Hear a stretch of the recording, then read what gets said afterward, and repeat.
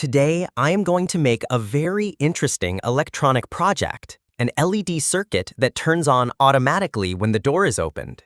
But here's the suspense. With just a tiny magnet, the LED can instantly turn off, almost like magic.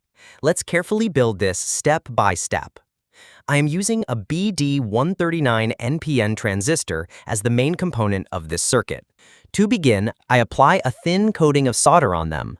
This process, called tinning, ensures that the pins are ready for a strong bond when new wires or parts are attached. Next, I take two short copper wires. Copper is chosen because it has very low resistance and excellent conductivity.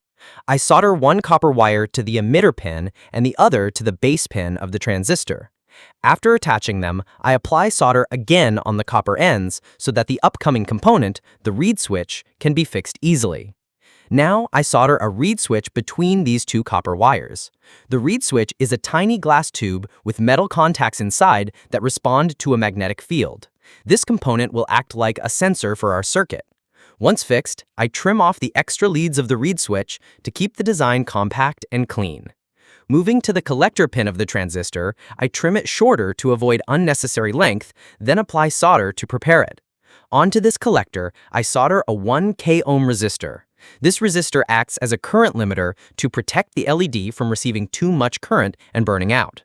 Next, I connect a 27 k-ohm resistor to the base pin of the transistor.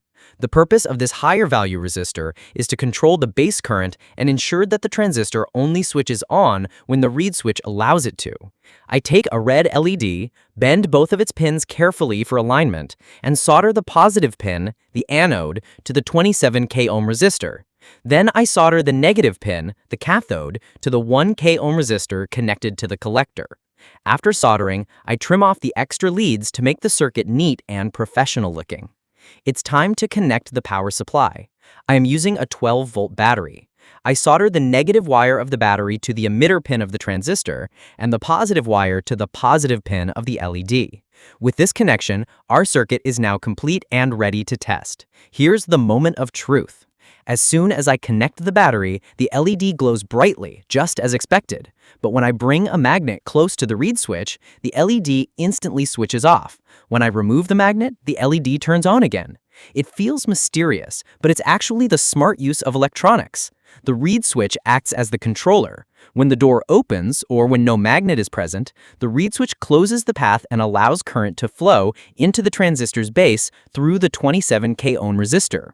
This small current switches the transistor on, allowing current to flow from collector to emitter, and the LED lights up. But when a magnet is brought near, the reed switch changes its state, cutting off the base current. Without base current, the transistor turns off and the LED goes dark. We can use this circuit as a door open indicator light so you know whenever someone opens the door, in-home security systems to detect doors, windows, or lockers being opened, inside cupboards or drawers to automatically turn on a small LED light when opened, in alarm systems where opening a door could trigger a light or even a buzzer.